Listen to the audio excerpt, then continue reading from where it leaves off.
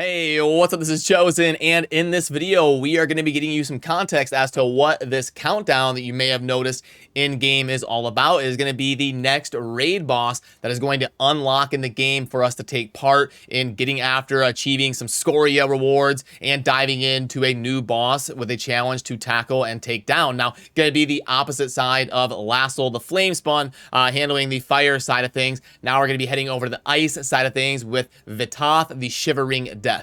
Now, I wasn't able to play in the beta, so I don't have any footage of this boss without stealing it from someone else, or I would be happy to walk you through some of that and showcase that for you. But what I can do is get you prepared and know the abilities that are going to be coming your way based on people I've talked with in the community and give you all of the information that I've learned about this boss so that at least you can prepare mentally and not mess up for your team when you are fighting VITAATH, the Shivering Death. So let's get into it.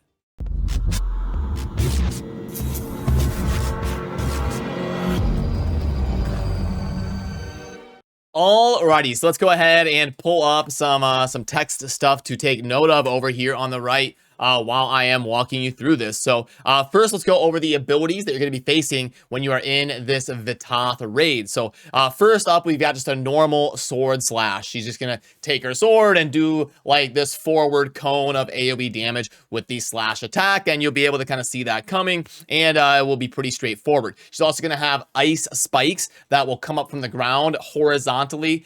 You'll see it laid out on the battlefield. That will give you a heads up to avoid it. You know how you see like those paths drawn on the ground, and then you have to get out of the way really quickly. So that's what that is going to be, a horizontal spike pattern that will do damage. And then also the ice aura, where she is going to place an aura on somebody in your team, and then anybody that gets close to them will start taking damage. So you're going to have to keep an eye on your teammates even, and make sure to avoid the ones that are having that aura placed on them so that you don't take damage from your own allies. And those are going to be the abilities that she has kind of out the gate, and then she'll unlock more in phase 3 and in phase 4. But before the fight even starts, and before you even get into dodging those abilities, you're going to have the early fight where you're going to need to defeat mobs that she spawns, ads, some people call them, defeat her ads. That's when we will move into the other phases, and there will be 4 of them where she is going to kind of continually ramp up and start throwing more and more stuff at you, starting with the first phase where you're going to have to focus on just kind of avoiding her abilities, which are the first ones that we covered, the sword slash AoE, the ice spikes that are coming up horizontally out of the ground, and then the icy auras that are being placed on a few of your allies in that first phase. And then we will transition to the second phase where she will summon more ads. And the thing to take note of here in this second phase is that the icy clones that she summons are going to make her immune to damage and need to be dealt with as soon as possible, because obviously if you're trying to kill her without taking down those ads, she's going to be immune to damage, you're going to be wasting your time, you're going to slowly die. Then she moves on to the third phase where she is going to unlock 2 new abilities, the ice waves that will slash in random directions, which is going to be very hard to dodge. She's just going to kind of sporadically slash, and you're going to have to really be on your toes to stay out of the way. And then also a slam wave where she will rise up into the air and then slam into the ground, sending out damage from the impact spot. I believe it's in like 8 different directions, so it's going to kind of like shatter and be an earthquake effect, doing damage, branching out from where she landed, and those will unlock in phase 3. So you're going to have to avoid everything she's doing while she also adds those 2 new abilities to that phase. And then the fourth and final phase where she's going to add 2 more abilities in the sword lunge, which she will kind of lunge forward and attack, and there will also be a projectile that you have to avoid shooting out. And then the ice rain, which is when icicles are going to fall from the sky, hitting super hard. I believe there'll be an indicator on the ground. You're going to have to avoid those before they do insane amounts of damage to you if you're in the way of where they are coming on the ground.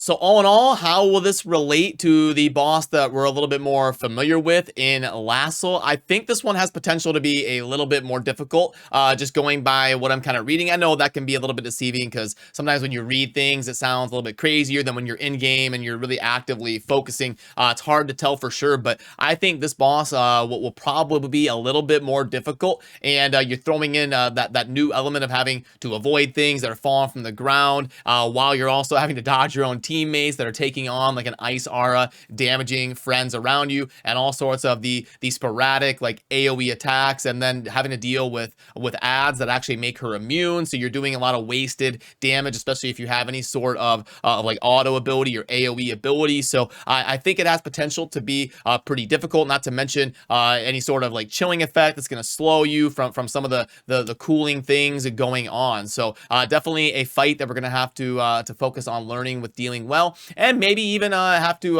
adjust our builds a little bit for that weekly fight if it's too difficult, and make sure you're focusing on getting that combat rating up to get yourself some bonuses, or at least not be below the threshold. Because I know for Lasso, when I was coming up and progressing, like they have like the recommended combat rating, but it was hard for me if I was any bit below that combat rating. So we're definitely going to want to try to hit those recommendations in a fight like this, I would think. But I will definitely keep you posted as I can dive in and fight her with my warband. So yeah, hopefully this gives you some insight as to what this countdown clock is going to be as we count down to VITAATH being live in the game. And you definitely want to be focusing on these raids to be getting your Scoria, not only the Scoria, but also trying to take part in the warband stuff so you can get the bonus Scoria as well, because upgrading your Reliquary is a nice way to slowly progress your combat rating, and it's something you definitely want to be focusing on and getting that done as often as you can during the weekly resets and all of that, and taking part of all these new raid fights as they get added to the game slowly. So definitely make sure and pay attention to that. If you need help getting in a warband, you know, I would love to be able to recruit from like YouTube videos and stuff like that, but there's so many servers. There's like 130 different servers in the game that the odds of you being on the server that we play on in my specific team, which is US West Storm Shield, are pretty low. But if you are on that server and you need a team, you're always welcome to join the Discord and hang out with us. But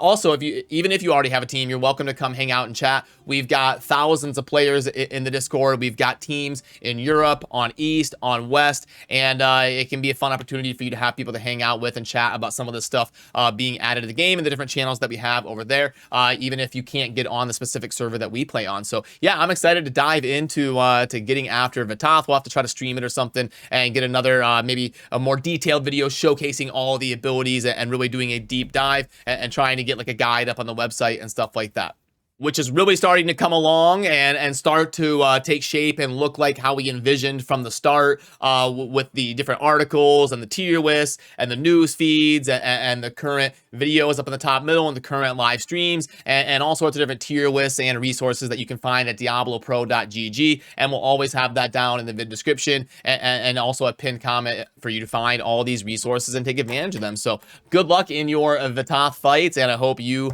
and your warband are getting as much Scoria as possible. And as always, thank you for watching. Have a good rest of your day. Peace.